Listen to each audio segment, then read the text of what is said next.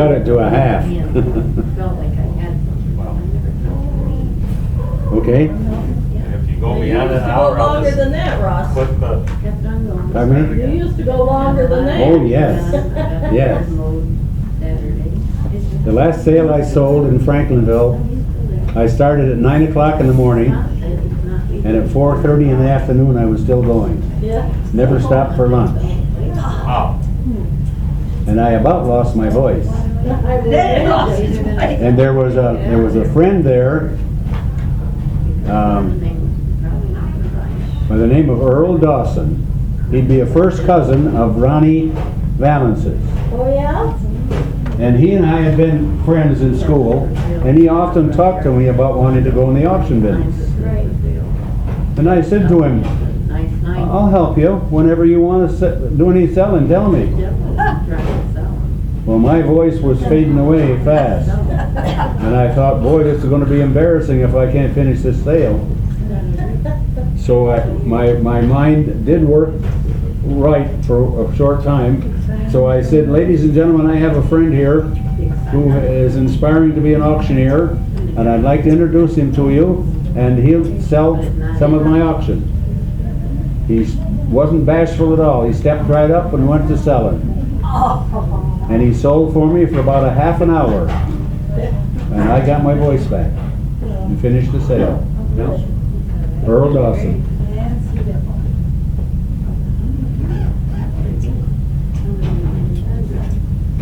Mickey's going to tell us when she's ready, is she? Yeah. Okay. Category searches and combine one. Category searches and combine one. I have no money.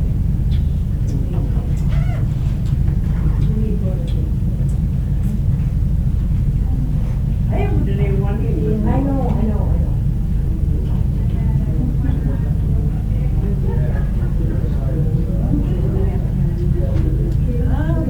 Five. This is 4, and this is 5.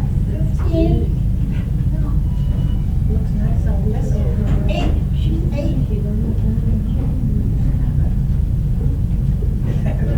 Thank you. Where we gonna go? I was gonna take you. She's 15. I guess we're done with the options and that's it. Ah. Go back up front. Okay.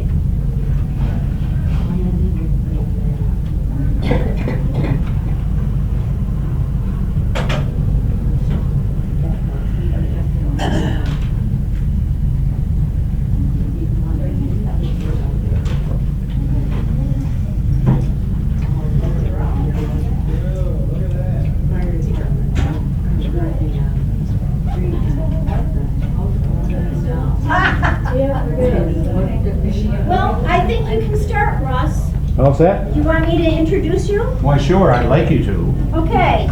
We have a wonderful person who came in who was here every single day. And now we only see him once in a while. This is Russ Hurlburt. And you may remember him. He had an auction. He was an auctioneer. Has anybody been to an auction before? You have. You've been into an auction? You know a little bit about when we auction something up, you've got to hold up your card. Little bit. That's what we're going to do. We're going to do a little mock type of an auction. So you don't have to have money. Nancy forgot her money. I don't have any money. There's gotta be money anywhere. All right, so here is Russ, and he's Thank you, going Mickey. to tell you all about his business. Now, ladies and gentlemen, it's nice to be with you this afternoon. Most of us know each other, so we won't be too formal. You want me to, you got me on the air? We're on the air, and I'm covered by the camera. A man from national television is here, channel KIRK, and he's going to have this all recorded for posterity. Or if you don't know what that word means, neither do I. I want to just visit with you briefly about the auction method. This was nothing that I inherited or became a part of because my predecessors, my family, were in the business, they weren't. My father was a produce dealer, and he bought produce from farmers, mainly potatoes, but some turnip and some cabbage, and bagged it, had a storage house and scale system and so forth at the Bliss Railroad depot, near the depot. And that's where he did business out of most of the time. But during the fall of the year, when the harvest season was plentiful, he operated out of a half a dozen different stations on the old BR&P railroad system, which no longer exists. Well, it still does. There's a part of it that does. It came out of Salamanca in the Pittsburgh area and came up to Ashford Junction. This is the old BR&P railroad. Came up to Ashford Junction, and at Ashford Junction there was a Y, and the Western Rail went to Buffalo, and the Eastern Rail went to Rochester. So the name BR&P, Buffalo, Rochester, and Pittsburgh, came into existence. It was a rich little railroad system. They had their own coal mines in Pennsylvania, and so they always had a lot of freight to haul. They were in the business of hauling their own coal to Buffalo to be shipped by lake boats to Canada, and to Rochester to be shipped by lake boats to more of Canada. And so they never were wanting for merchandise to haul. If it was slack time for their regular merchandise, they were ready to haul their own. But that's beside the point as far as auctions are concerned. The railroad became a very important part of my life as a child, because my father worked on the railroad as a merchant, shipping by rail to all of the big cities, not all of the big cities, but most of the big cities in the Northeast. I became interested in the auction business when I was a kid in high school. I had a friend who was more of my father's age than he was of mine, a man by the name of Nevinger. Alan R. Nevinger. You're all too young to remember him. And Al was a cattle dealer. Had a little money and knew how to do business, and had a farm, and lived in bliss. He took a liking to me, and most weekends, when there was an auction going on, he would give me a call the night before, and he'd tell me where he was going for the auction on Saturday, and wanted to know if I'd like to go with him. So I told him sure. And so he'd stop by and pick me up, and we'd go to the auction. He would take the auction in and do some buying. I took it in, listening and watching all of the people perform. And on the way home, after the auction was over, on the way home, he would visit with me. And one of the things he'd invariably come back to as we visited, going back home to Bliss, was words to this effect: "You ought to go in the auction business when you get out of school. I'll help you get started." And I said, "Oh, sure." I had no idea that it would happen. Well, I spent 4 years in the Marine Corps after I finished high school. And when I came back from the Marine Corps, Al was still alive, and I worked some for him on his farm, and still traveled a little bit with him to an auction occasionally, and started to get interested in the auction method. And he still would say on the way home, "Now that you're out of high school and ready to go to work," he said, "you ought to get going in the auction business. I'll help you get started." I went to college at Houghton College in the music department that first year after I was out of the Marine Corps. And while I was in school, Al died. Well, this was the door to the auction business that just got slammed shut in my face. I thought, well, without him to help me, I can't make it. It's a foreign business to me, and I don't know anything about it at all. But anyhow, I did stay interested. That's sounding good. And I found out about an auction school in Decatur, Indiana. It was a school that taught. I can get along without this, you know. Yeah. Okay. It was a school that taught people who had no knowledge of the auction method or the auction system how to be an auctioneer. Basically. Pretty hard to teach it to anybody at a school site or in a short time. I spent 40 years in the auction business, and I felt at the end of 40 years or close to it that I was beginning to learn something about it. In those days, now we're talking when I first started in the auction business. I got out of auction school, came home, started a family, and had some other industry that I was interested in, but not like I was in the auction business. And so I started advertising as an auctioneer. I had found out about the auction school, as I said, went to Decatur, Indiana, and went to the auction school, and came back home with my diploma, saying I was an auctioneer. My mother was very much against my being an auctioneer. I don't think there are any of you here that remember my mother. If there ever was an angel on earth, my mother was it. She was one of the most wonderful people that I ever knew in my life.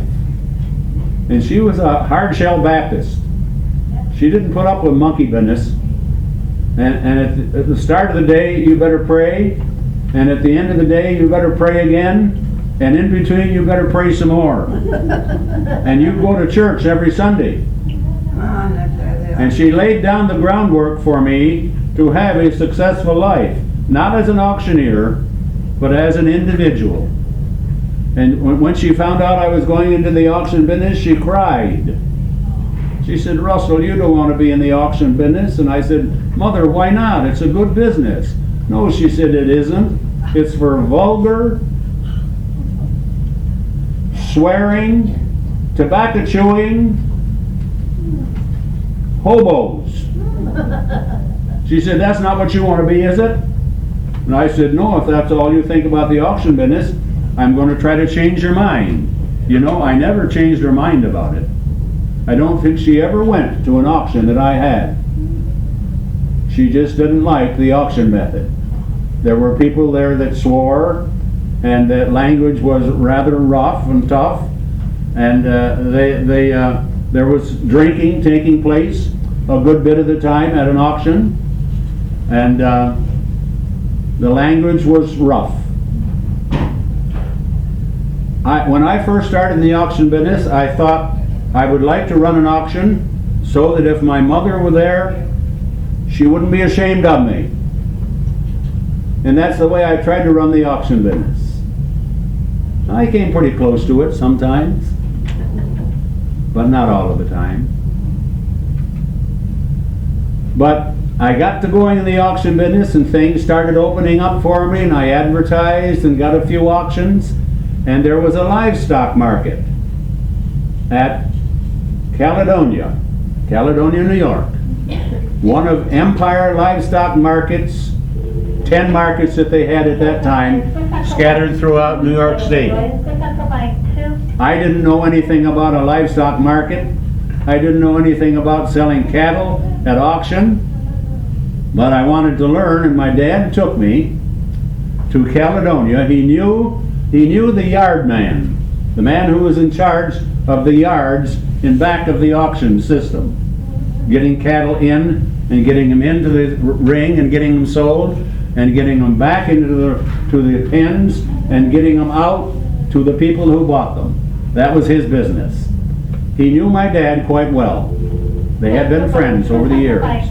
And he said to my dad, when Dad said that he wanted me to get in the auction business, he said, Fuzzy, that was my dad's nickname.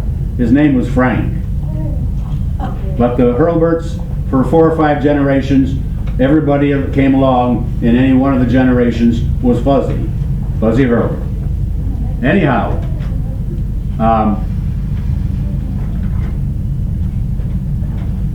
see if I can keep my thoughts together now. I asked the manager of the livestock market at Caledonia for a job. He said, we don't need any more auctioneers. And he said, certainly no green ones that don't know anything about the business at all.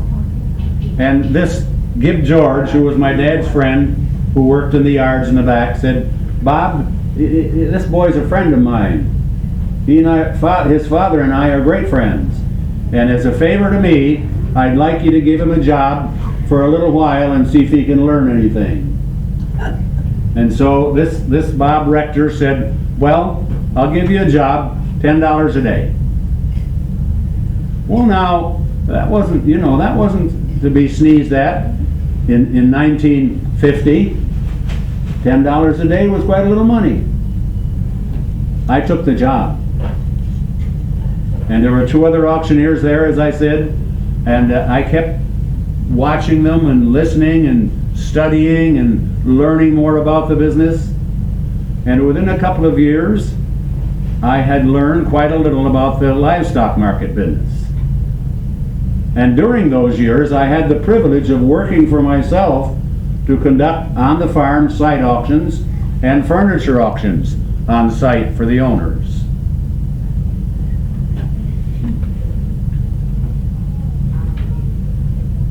One of the important things for us to learn about the auction business is this.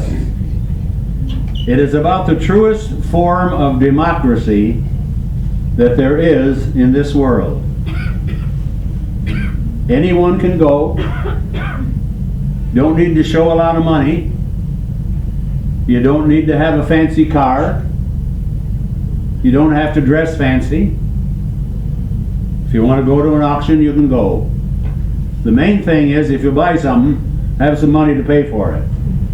They don't like you if you buy things and don't have money to pay for it.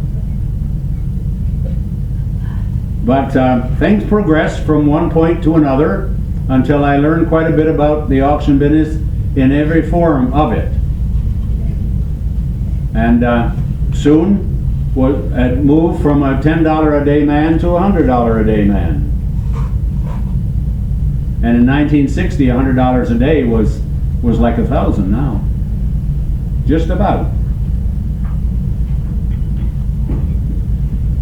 And so I enjoyed meeting people and doing business with them, but I like to dress up. I never wanted to look like the worst dressed person at the auction, and so I tried to always be dressed for an auction. Clean shirt. If I didn't have a clean shirt, I would do what I did today. I'd get my cleanest dirty shirt and wear that. And neckties were very important. If you didn't mind a string tie, I always wore a string tie like I have on now. I was kind of a fancy Dan in those days, and thought I was and wanted to be. And I dressed Western. All of my auctions I dressed Western. Western cut clothes, boots, the Stetson hat, and a cane. A cane was one of the marks of the business. You didn't want it to walk with. You wanted it to show off with. Yeah, that's all it was a show off. And one of the tools of the trade.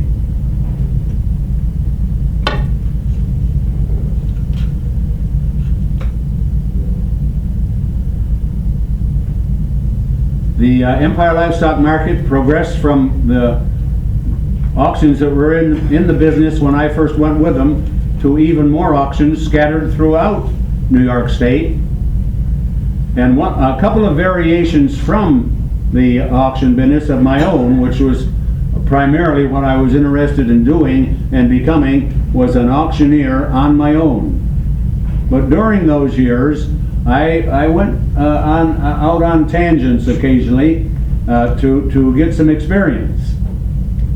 I was progressing quite well in the auction business, and Harris Wilcox, who some of you will remember, looked me up one day and said, "I'd like you to go to work for me."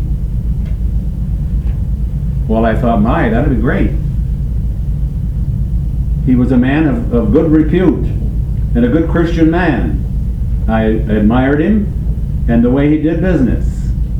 And I talked with my dad. My dad was my advisor. I talked with my dad about it, and he said, he only wants you because you're beginning to be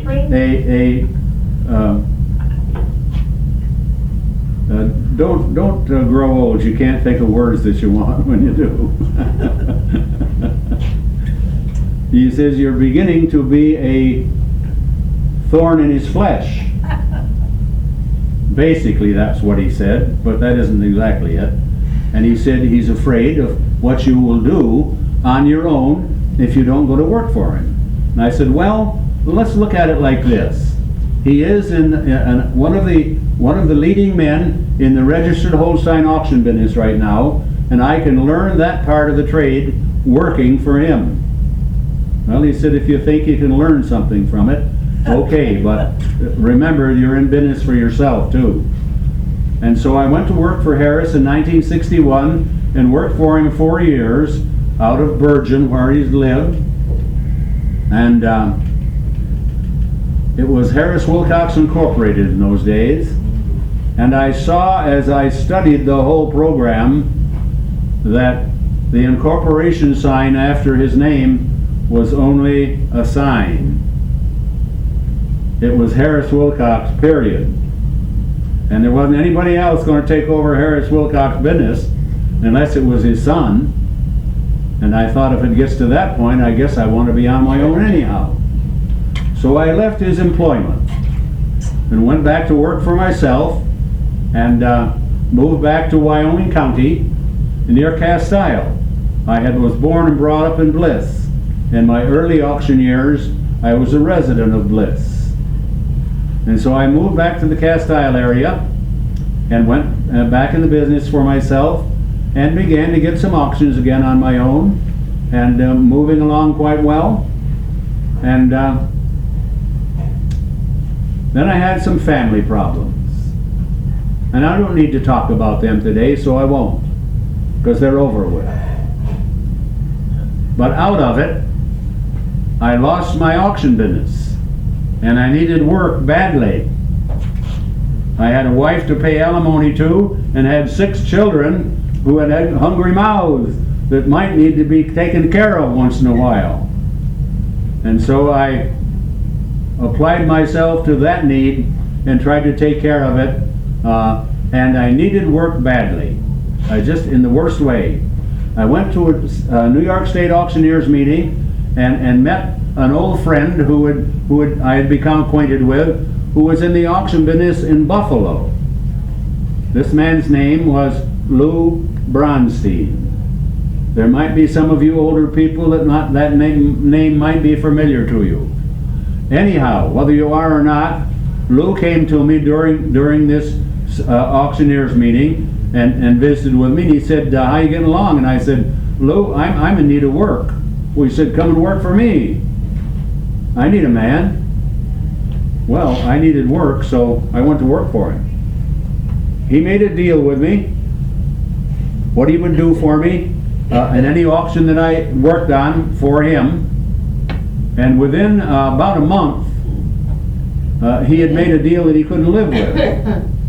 And so he called me in his office and he said, Russ, he said, I hate to tell you this, but I've made a deal with you that I can't afford. You're going to be making more money than I am. And I said, well, I didn't make the deal, you did. I like it.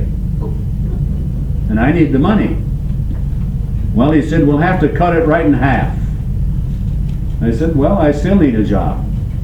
So I worked for him for the better part of 2 years. He was a show-off if an auctioneer ever was. He was a fancy Dan too. And he liked to put up a big front. And he had an auction business in Florida that he'd go to in the wintertime. so he didn't have to face up to the winter storms in Buffalo off of the end of Lake Erie. And he had a girl that worked for him by the name of, I'm not going to think of her name right now, but she had a name. And anyhow, she was a sweetheart and a great worker. She knew more about the auction business than Bronstein did. And he would, as I said, he would take off in the wintertime and leave the business to her and to me. And we run a pretty fair business while he was gone. We booked a sale for a furniture company on Broadway, 998 Broadway. Did that number ever mean anything to you? All right, in Buffalo, right. We ran a 3-day sale for them, Thursday, Friday, and Saturday. We had 2 great sales on Thursday and Friday, and he came home. I don't know whether somebody called him and told him what we were doing or not, but he came home Friday night, and he was there Saturday morning to make sure that he was part of the show. And he was as nice a guy on a one-to-one basis socially as you ever could meet. Very sociable and very kind and understanding. But at an auction, he was could I use a rough word? Sure. He was a bastard. And what he liked to do most of all was to show his help up. And he was doing it masterfully that day when we were ending up the sale. And I thought to myself, I might need work bad, Mr. Bronstein, but I don't need it this bad. And so when the auction was over, he ruled everything at an auction. You didn't have a checkout point or to carry things off in any direction. You had just one point where you could leave the building with the merchandise you bought and show that you'd paid for it, and then you could go out that gate. Well, when the auction was over, I thought, well, here's the only way you can get out of here that I know of. So I got right over close to that exit. And he came over that way, and I said to him, I was hot, and I was ready to talk with him. I said, Lou, when you've had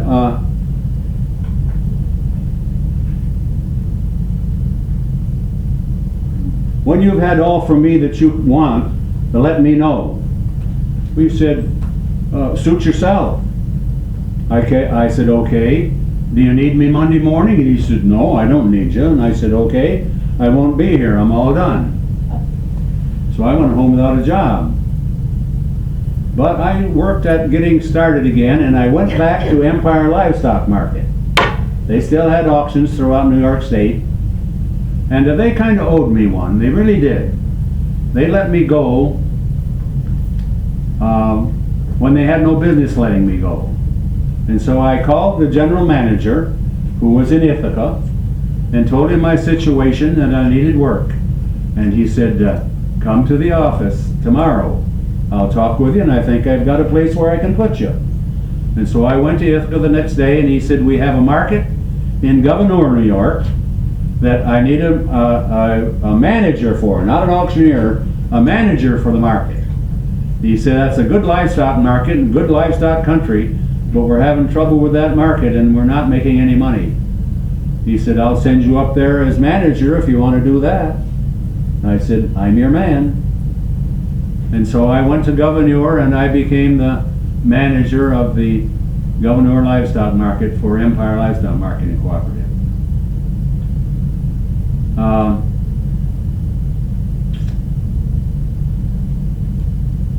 I managed there at that market for about 6 months, and the auctioneer was a little lax about showing up on time. I don't think the guys that knew that I was in the auction business and all knew that I was an auctioneer. But came auction time, and a half an hour after auction time, and the auctioneer hadn't showed up, and so I said to the men in the yards, I went back out of the auction ring itself and said to the men in the yards, start running the cattle, give us the calves first and then the cattle, and we'll have an auction. And one of them said to me, who's going to sell them? And I said, well, I'm going to try. And so we had an auction, and we were along about through a half an hour of the auction, and the auctioneer showed up. And he kind of sided up to me and said, I'm ready to sell now. And I said, well, you wait till I'm tired out. And I kept on selling and sold most of the sale. And so out of it anyhow, I became the manager and the auctioneer for the Gouverneur livestock market. The general manager had been taken ill, and they had to change general managers. And the new man that came in was from the Midwest, great big tall rascal who knew livestock very well. But he had a few bad habits, and one of them was lying. And he showed up at the market one day, and he said to me in visiting, some of the managers here at the other auction markets think their job is worth enough to slip a little money under the table to me once in a while. And I laughed. I thought he had to be kidding. I said, well, if you want to put up with that, it's all right with me. I don't have any money to slip under the table. I'm going to sell it the right way or not do it at all.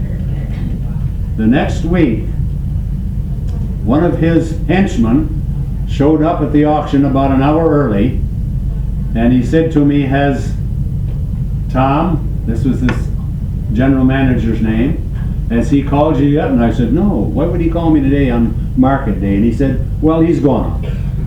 So you can be expecting his call. So his call didn't come about a half an hour before he knew the auction was to start. And he said to me, has Joe shown up yet? And I said, yeah, he's been here for an hour. What's he around here for? And he said, he's taking over for you as manager. And we got another auctioneer that'll be in there to sell the sale. And I said, when am I done? He said, as of right now. We've got all the people to take your place, and I don't want you there anymore. And I said, you think that's a fair way to do it? And he said, well, I'll tell you what I figured out I'll do. I'll give you 3 months pay in advance. You don't have to do a thing, but you'll have 3 months pay and time to look for another job. Well, I had been through some tough times before, and I thought, well, I'll find something to do. So I decided I'd go in the auction business for myself up in Gouverneur. The only problem was there was an elderly man who was in business, had been all his life, and his son had gone in business with him, and they were both good young people. Good. The young man was a young person. The old man was a know-how. He knew how to do it.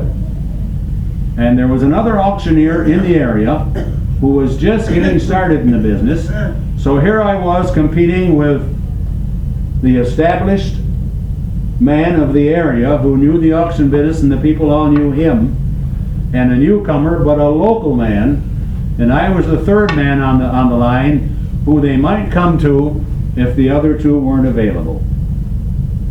I suffered for a better part of a year with a few auctions that I had, but darn few, and had a lot of expense to take care of. Still had the family to think about and try to provide for.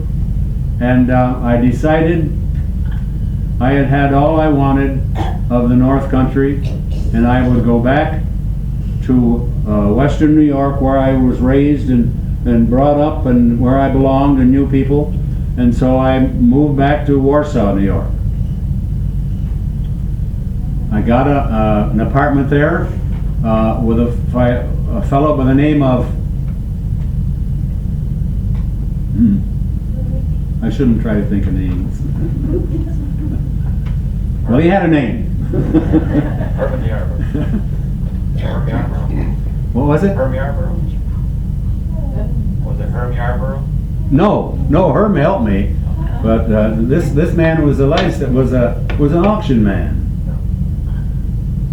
Anyhow, he was in the business of investing in buying homes and having them for rental property. And so I went to him. I had known him for many years, and I said, I want a place to live. I'm not going to give you any money up front, no deposits. I'll tell you what I'll give you a month, and when I have another place that I can go and live, I'll give you 30 days notice.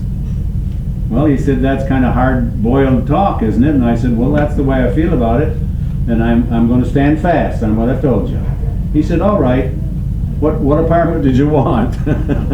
And so there was a home down on North Main Street in Warsaw that I had my apartment in.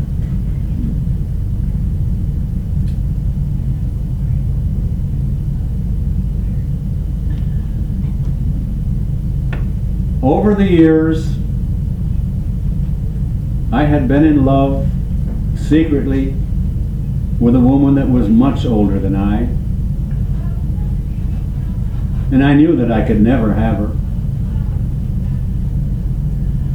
But the second day that I was back in Warsaw, I ran into her at the post office in Warsaw.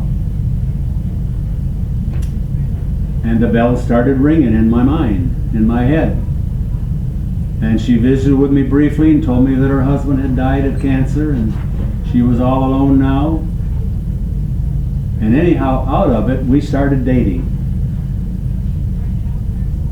And to make a long story short, before the end of the year, we talked about getting married. We sat down together with a pencil and pad and did a little bit of figuring, and at that time she was 68 and I was 59. Still 9 years older than I, from when I first fell in love with her when she was 20 and I was 11. And that woman was one of your residents here in this nursing home. She spent her last days here. And she was a beautiful woman.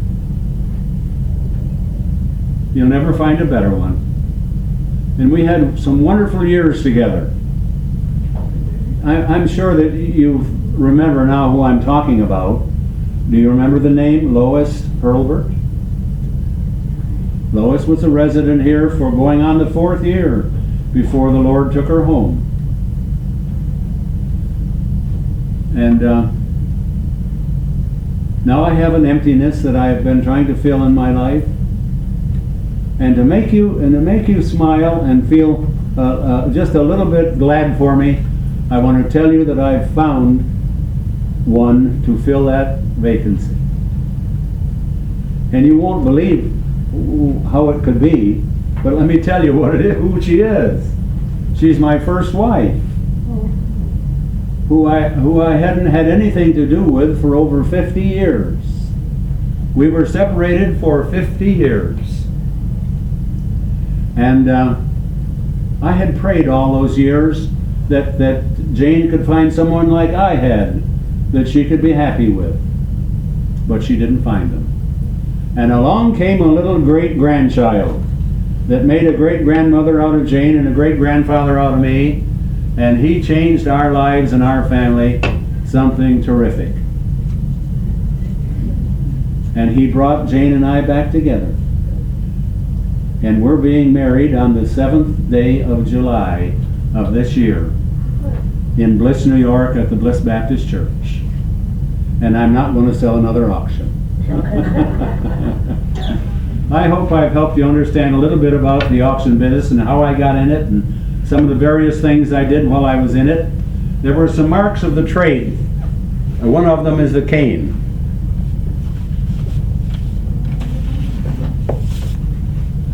And another was a gavel.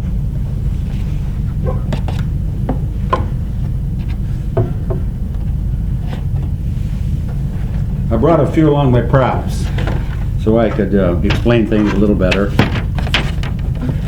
And when I was in the auction business, this was the mark of my trade. Most auctioneers wore them in those days. I don't think they do anymore. Most of them wear a baseball cap stuck on their head backwards. But I took pride in being what I was and wanted to make the best show I could wherever I went. And so I started investing in the J.P. Stetson silver belly western hat. And this is the true mark of the trade as far as auctioneers are concerned. You know, most auctioneers who have any respect from people who work with them are called colonel. Did you ever hear this about auctioneers? They're called colonel so-and-so. This is a title that came from the Army. The Army, to my best knowledge of reading about it, were the first people to run auctions. It was booty that was gotten in a raid or a battle that was captured as contraband, and they had to dispose of it in some way, so they sold it at auction. Somebody dreamed up the auction method. Came from Europe, I'm sure. And the person who did most of the selling had to be an officer, and about the only officer that they could come up with that had experience enough with this sort of thing was usually a colonel. And so he was the man who was looked to do the selling of the Army contraband that was captured in battle. And the title colonel came down to today's auctioneers. And as one auctioneer said to another one when they started talking about the title of colonel, "What does it mean?" And the other auctioneer said to him, "Not a damn thing." and that was about it, I guess.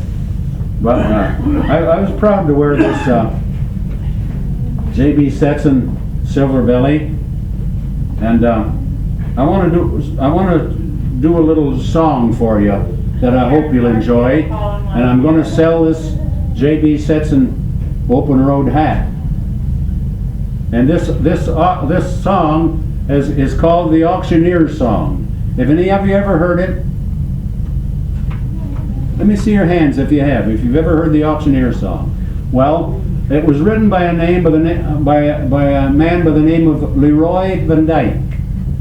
Van Dyke was kind of a country western singer, and he got interested in the auction business. Maybe he was in it, I'm not sure. But anyhow, he wrote this song, and several other people, vocalists, picked it up and tried to do a job with it. No one ever did the job with it that he did. And I don't think it exists any longer in the business, in the entertainment business.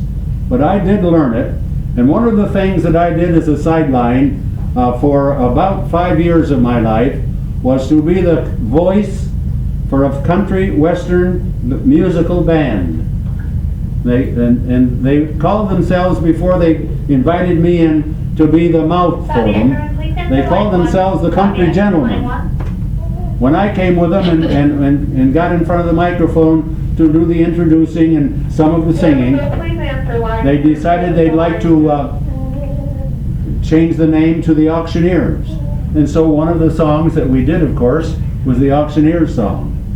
And it went something like this. I'm going to sell my hat. You gotta have something to sell. You can't just sell anything out of the air. And one of the important things before you sell anything is to have some idea of what it's worth.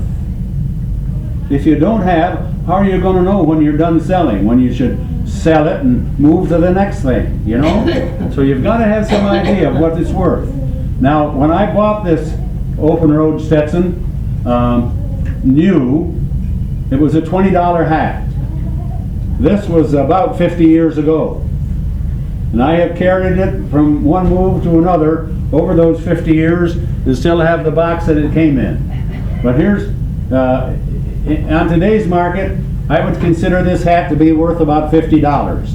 Now you tell me why I think it's important to know what something's worth. I'll tell you. I've already indicated to you a little bit of it. But in selling anything, the important thing is to have an idea, a pretty good idea of what it's worth.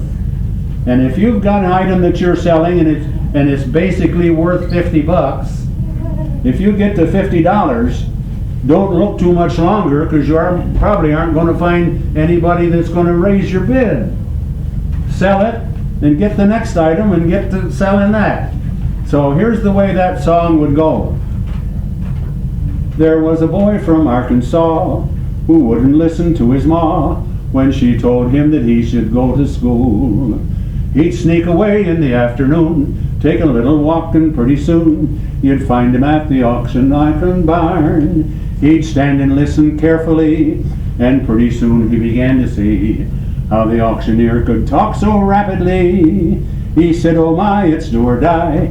I've got to learn that auction cry. Got to make my mark and be an auctioneer. $25 bid, now $5, $5, who'll bid a $5? You'll bid a $5, now bid a $5. $25 bid. $25, $30, I'll bid a $30, you'll bid a $30. Who'll bid a $30? Now bid a $30, $30 bid. And from the start he did his best, and all could see he didn't jest. He practiced calling bids both night and day. He'd sneak away in the afternoon, take a little walk, and pretty soon you'd find him at the auction barn. He'd stand and listen carefully, and pretty soon he began to see how the auctioneer could talk so rapidly. He said, oh my, it's do or die. I've got to learn that auction cry. Got to make my mark and be an auctioneer. Now I've made a mess already. I've sang the first verse twice. I realize that, and the second verse goes like this. It's not the same as the first. And from the start he did his best, and all could see he didn't jest. He practiced calling bids both night and day. His dad would find him behind the barn, just working up an awful storm, as he tried to imitate the auctioneer. His dad said, son, we just can't stand to have a mediocre man selling things at auction using our good name. I'll start you off to auction school, and then you'll be nobody's fool. You will take your place among the best. $35 bid, now $5, $5. Who'll bid a $5? You'll bid a $5. Now bid a $5, $35 bid. $35, $40. Now bid a $40. Who'll bid a $40? You'll bid a $40. Now bid a $40, $40 bid. And from that boy who went to school there grew a man who played it cool. He came back home a full-fledged auctioneer. And the people gathered from miles around just to hear him make that rhythmic sound that filled their hearts with such a happy cheer. His fame spread from shore to shore. He had all that he could do and more. Had to buy a plane to get around. Now he's the best in all the land. Let's pause and give that man a hand, for he's the best auctioneer. $45 bid, now $5, $5. Who'll bid a $5? You'll bid a $5. Now bid a $5, $45 bid. Now $45, $50. Who'll bid a $50? You'll bid a $50. You'll bid a $50. Sold that hat for a $50 bid.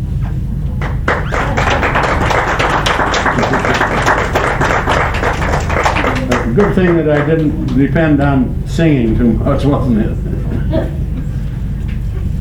Great sing. Now I have one other thing that I want to share with you in parting. And I think Mickey has something she wants me to do, but if I've used up all the time, I'm sorry, Mickey. But I do have something that's got a little bit of a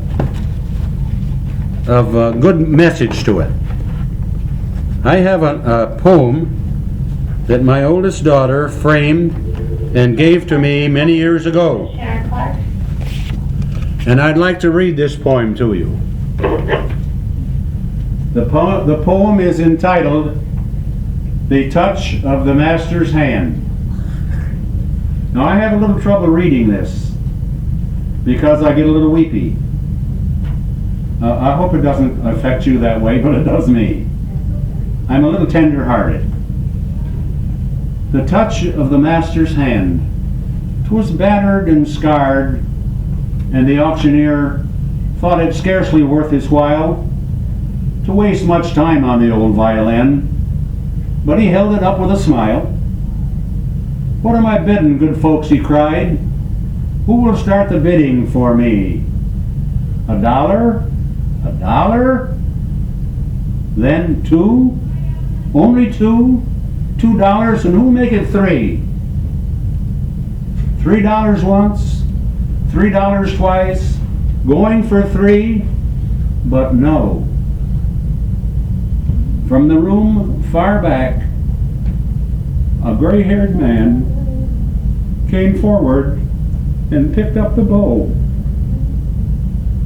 Then wiping the dust from the old violin and tightening the loose strings, he played a melody true and sweet as the caroling angel wings.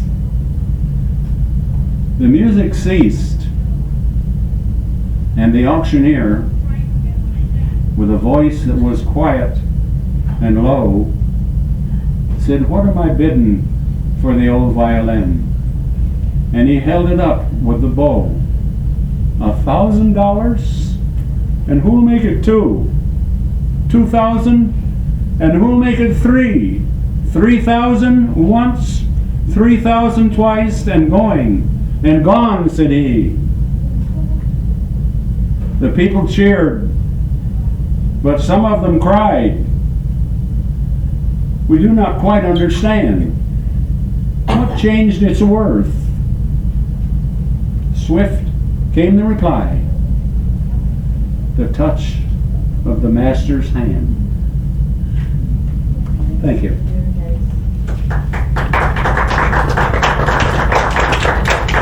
Now, Mickey, are you still with us? I'm still with you. Oh, okay. You still want to do a little auctioneering? Well, just to show them a little bit about an auction where they can just put up their card. Okay, all right. You all have cards. Mickey supplied you with auction cards. One of the most important things in the auction business, when I first went into business in 1947 really, was a person's name.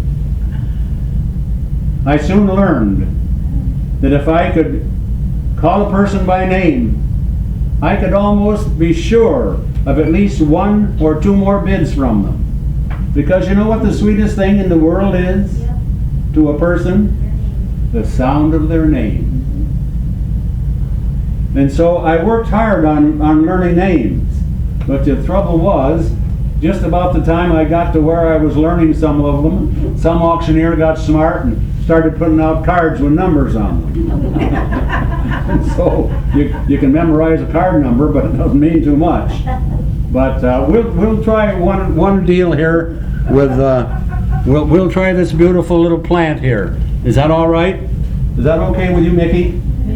We're going to sell this lovely little daisy.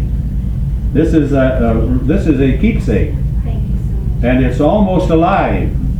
And I think if you take this and nurture it properly and feed it, it will grow to be a great and beautiful plant. Now, who will give me a $1 bill to start this plant? Somebody give me $1 for it? $1 bill, thank you. Who'll give 2? Anybody get $2 for it? Who'll bid $2 on it? Anybody bid in now? Isn't there another bid in this place? There it is. $2. I bid $2 now. Who'll bid 3? Will you get $3 bill? 3. Thank you, ma'am. And 3, 4, $4, 5. Who'll give 5? $5 bill. All right. 5, 6, 6. Now, don't get. You know, I never stopped an auction because I thought people were getting too high. But I came very close once.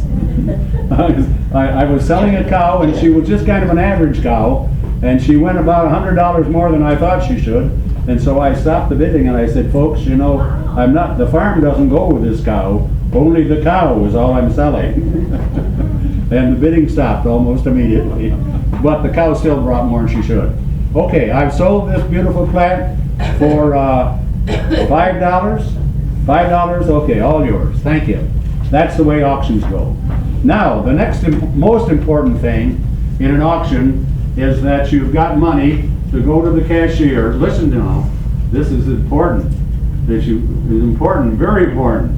You go to the cashier and pay for your item, and take it home with you and nurture it and feed it and love it until it grows big and strong. And we even deliver, okay?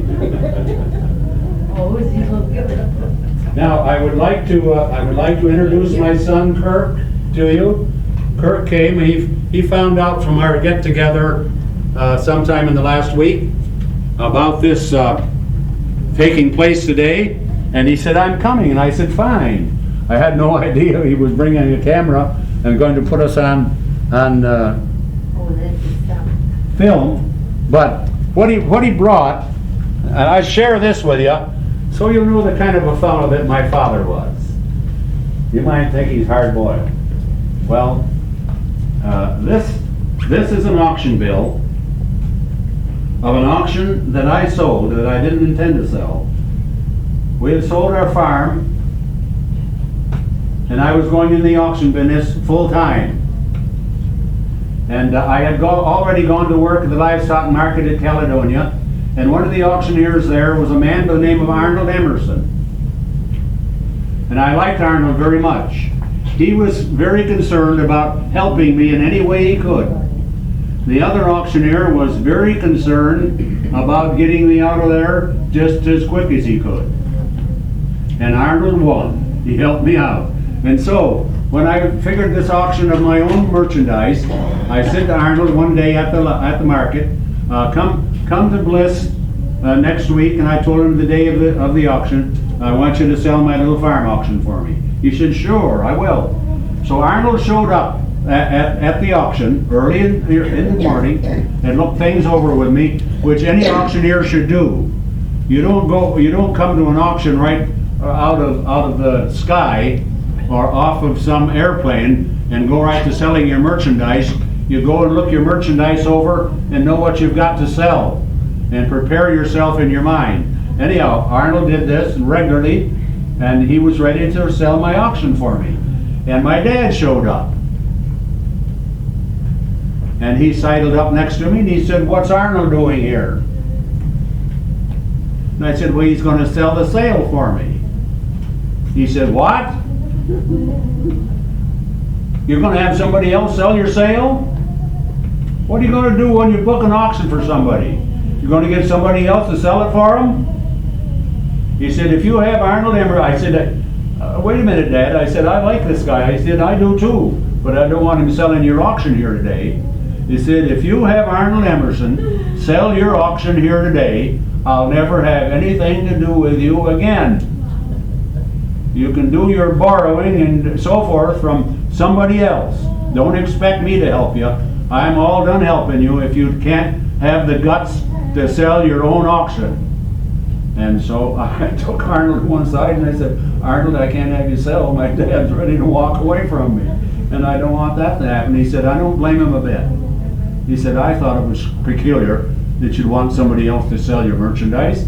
And so that was one of my first experiences with my father standing up and standing for what he believed in. You have anything else that you'd like to say, Kurt?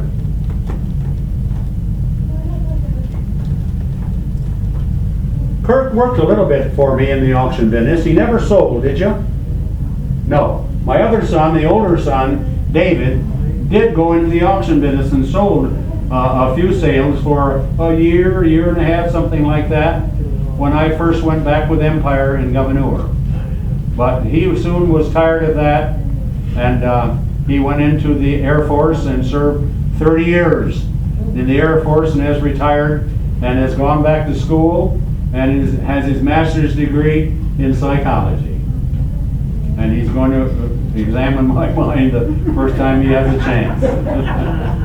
I've forgotten the time when I was born that I asked for my dad and mom, and I made a good choice on both of them.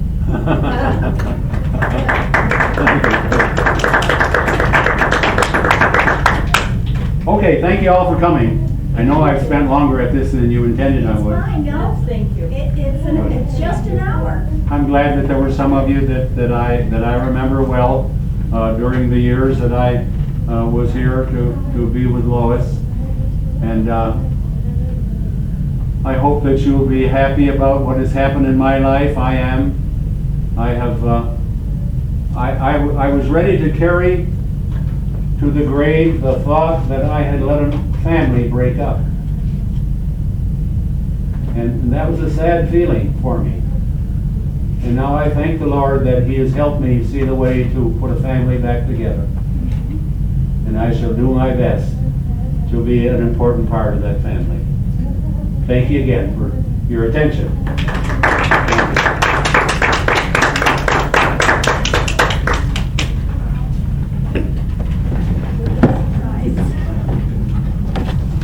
Let's see, what did I do with my gavel? Did you get my gavel, Russ, are Kurt? you and your first and last wife going to be moving, is she gonna be moving here? Pardon me? Is your wife gonna be moving here? We don't know. Oh. We don't know. I don't think she can stand the winter weather in Bliss. And so we may, I still have the house in Bliss.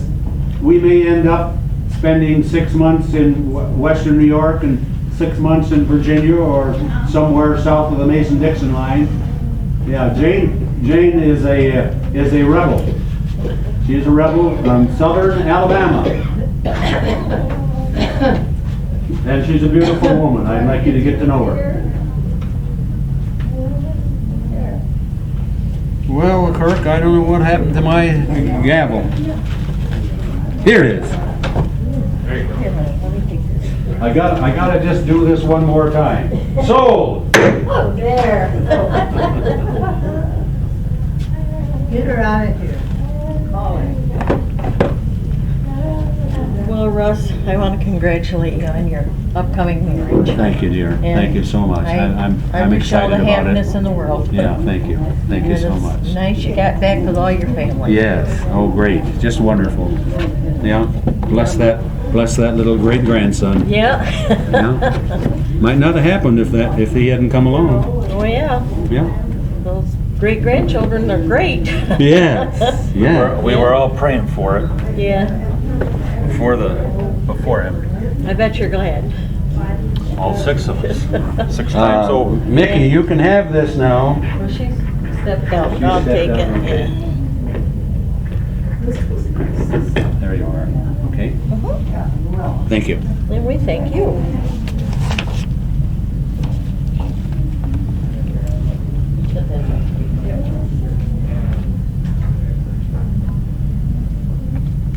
Is there a price on there?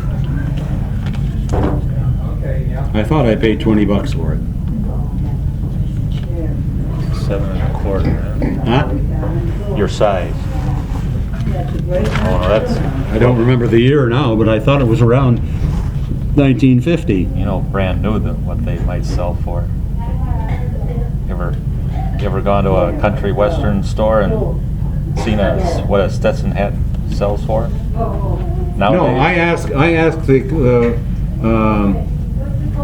the men's store and I bought a suit yesterday in Batavia for my wedding, and I asked him what an open road JB Stetson silver belly would sell for now, and he said at least 75.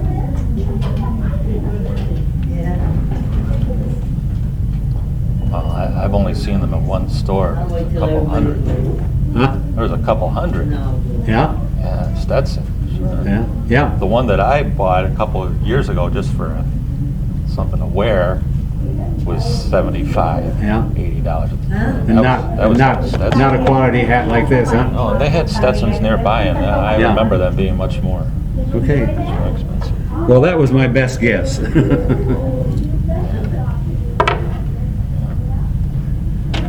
Well, A good guess from 20 to 75. yeah. A good guess. You gonna have supper with me? What do you got on on the menu?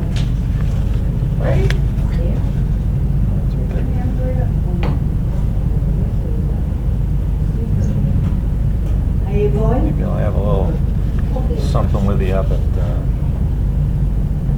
Tim Hortons. Where?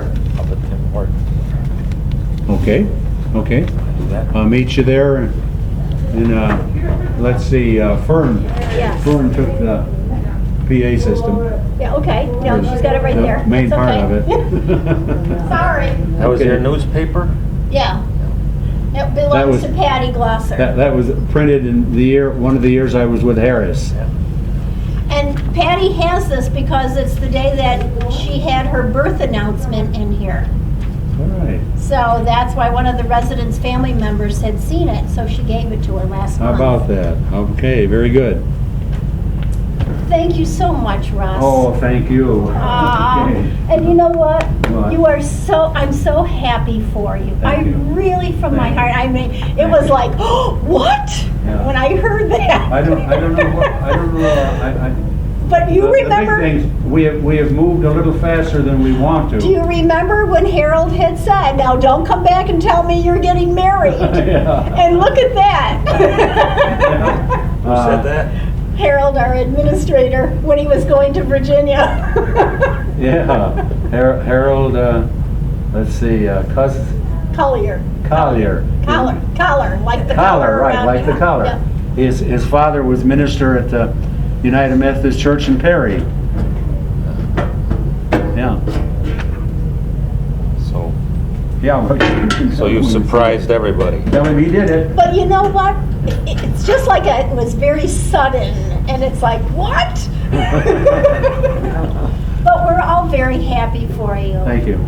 Sometimes when you pray for something for a bunch of years, And for a reason, it Then it happens. happens, you think, Yes, it happens for a reason. Yeah. what's going on here? It's, we just didn't have time to wait the usual time that people think you should, you know? Time, you know, our life is short. That's right. I mean, Jane will be 80 in May, 82 in May, 88. Oh, We're wow. both 88. Yeah, yeah. So we're just praying that the Lord will have a few years for us to be together. And what a way to see the last part of your life, as you started out in the beginning and now you're going right around to the end again. Yeah. What It's goes a full around will come circle, around, full circle. Yeah. I think that's great. First time they were married, they were 22. And now 88. 66 years later. Wow. And were the kids really excited about it? Oh my, yes. We were Yes. on the edge of our seat. Well, I think it's wonderful. I think the wonderful thing was that each of the girls told me how excited Jane was about it. I'm glad. Yeah. Good. Yeah. That's what kind of settled us all into it was Mom was Excited about it. so, yes. That she was going to have her hubby with her